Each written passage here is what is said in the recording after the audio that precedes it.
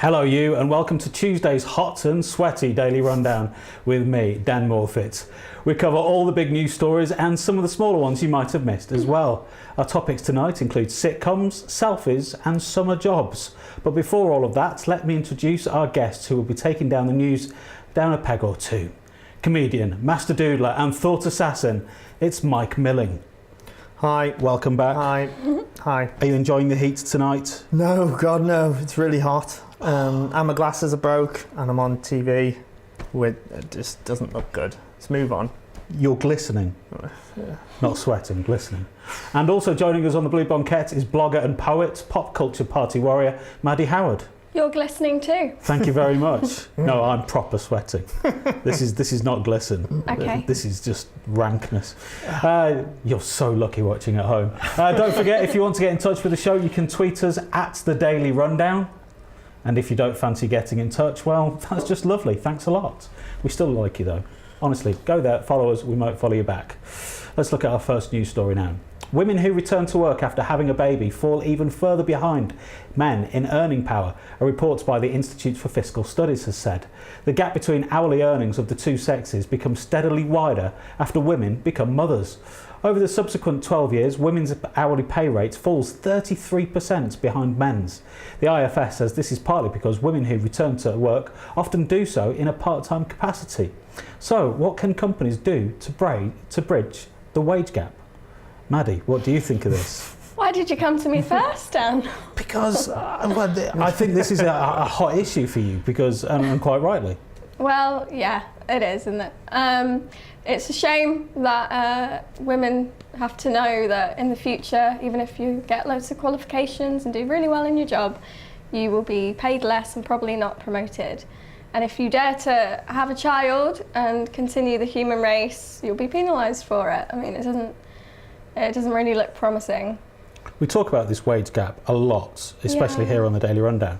But now it's in black and white, 33% difference after years away from the job and then coming back. It's scandalous, isn't it, that women get paid so differently to men? It is. I mean, I was reading an article about it, looking at, and it was talking about that, the fact that, I mean, men are going to be more available all year round at certain times, and I guess that's what some of it. It's not about the kind of.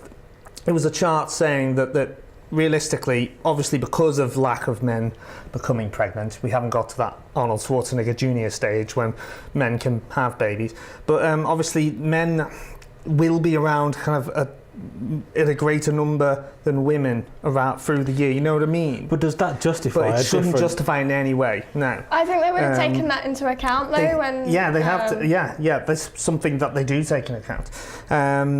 But it's ridiculous. There shouldn't be any. I don't understand. I mean, I don't know much about this, but it shouldn't. There shouldn't be any sort of difference. I think. If it's happened in error or miscalculation, I can understand it. But by the looks of it, there's an endemic situation where it's done on purpose and where women are kept on a smaller pay scale or a different pay scale altogether and not on par with her male counterparts, no matter what position they're in the business, even if they're equal or sometimes higher to men. Yeah. This study has shown that the women aren't getting paid as much. Well, I was looking on Twitter, following the hashtag, and someone from the Green Party said that it's a structural issue. It's kind of being framed as if it's a woman's choice to work less by coming back to part-time work, because obviously that's a logical option if you still want to work but also look after your child. But it's not a woman's choice, it's a structural issue from the top, and I think everything's tied in, isn't it? So there's the idea that women can't be leaders, the question, can a woman be president of the USA, etc. And these kind of things, they all affect the way you think. And the higher up the chain you go, the fewer men in positions of power there are. And I think because there hasn't been that example, and because people are influenced by the way that women are talked about, then they just don't believe it can happen. Yeah. They're saying that that men have more time to progress in a role because they don't have to take any time off, or more time to build into that role. But that shouldn't really be the case, should it? But I can understand how proportionally, if a woman comes back and does part-time work, then she only earns proportionally what the man earns, but they've based hourly rates here, and the hourly rates are less and less. How is that right? How are big businesses and small businesses as well getting away with this? It doesn't make sense, does it? And also, something that I thought about is, we talk about maternity leave, but also paternity leave is growing more popular, and sometimes in some families it's the man who chooses, to make that the man will choice. be the premier carer And sometimes. and because that's already been happening, and yet their pay isn't being affected, because if it was on the same scale, then it wouldn't be 33%, would it? So. Yeah, because my partner, I've got a 1.5-year-old. Child. Yes, not like a 1.5-year-old tiger. Just got a 1.5-year-old. Yeah, I'm not sure what species it is yet. And yeah, I mean, my partner worked right up to, she planned it out. She worked right up to the time that was possibly she could, and she had holiday that she'd kind of put on the end there, so she ended up having a long time maternity, but then she ended up never going back to work. But that could have been either of us, really. I could have chose to not go, but to stay, and I got a little bit of maternity off, but it was only a couple of weeks. But I would have liked more to spend with the child, and has your partner gone back to a job? No, she hasn't gone back now, and we're expecting another, actually. Which, congratulations. Which is what I've just said on television. Haven't told everyone. So Mike Milling's family. You've got another one on the way. They know, I think. But so and that was kind of our plan, and she hopes to, after the next one, to start concentrating on her own work and setting up a business and so forth.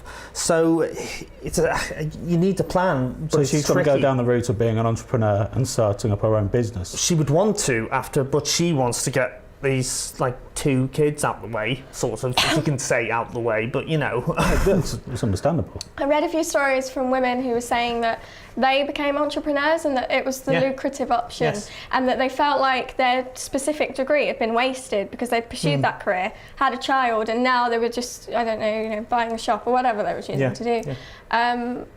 And also, I think in terms of structural issues, there's this idea that you're supposed to be committed to your company. There's this sort of toxic... There's a loyalty there. Yeah, a loyalty. Yeah. But really, as you see in recessions, if they need to, they'll make you redundant and they won't have loyalty to you back.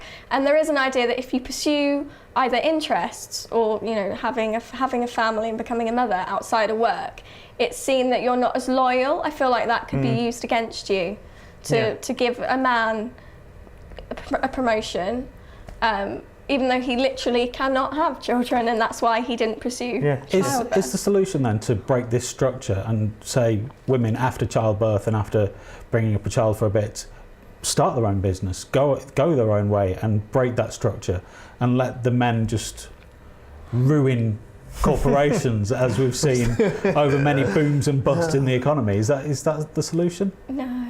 Well, it could well be. I know people who it seems more and more that is happening, and women are becoming like our friend. I think this is what my partner has used as a kind of model. She's had 2 kids, and now she started up a successful kind of candle business, which is doing a lot better than she envisioned originally. She's doing a lot better than she originally envisaged that she would, and and so I think that's something that is worth looking at. Yeah, it is a fair point, but I think the issue is that it's not necessarily a choice. Yeah. There's the myth that you have the opportunity to progress as well as they shouldn't have to try and find these different avenues. They should be able to progress where they are. It should be out of necessity. Do you think something needs to be brought into law, into statutes, to force equal pay and equal pay for equal work? It's the only way it can go. There's already the equal pay law. But it's not working. Well, exactly, isn't that strange? So the law not working. A cultural change, media change. How can the media change?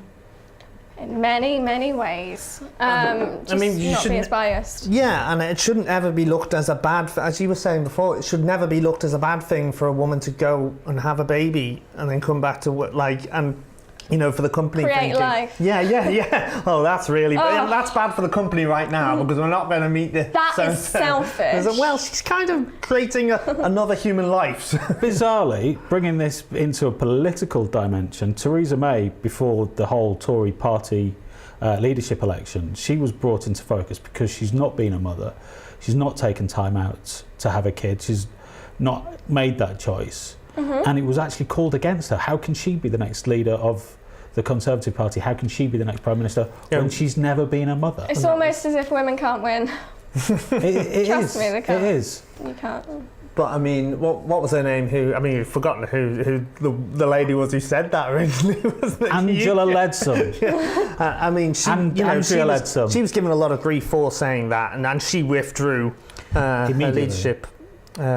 So women are damned if they do and damned if they don't, basically. Always. Pro-choice is there, but the choice doesn't necessarily go both ways.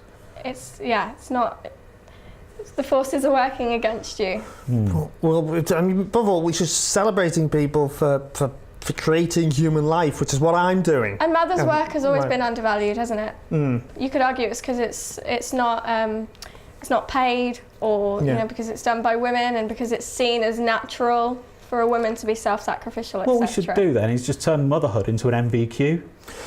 Well, yeah, that's a good idea. Well, it's the And interesting. depending on how many babies, you get an MVQ level 3, an MVQ level 2, and an MVQ level 1. It's interesting because it does irk some men and stuff when people say, when you say what your job is, and I'm a mother. Some people say, it's not a real job. Well, it's hard work. Trust me, it's the hardest job of all. If you were ever my mother, it was. Right, time for a quick break now, but the three of us will be back in just a few minutes, so make sure you stick around. You're watching the Daily Rundown on Channel 7.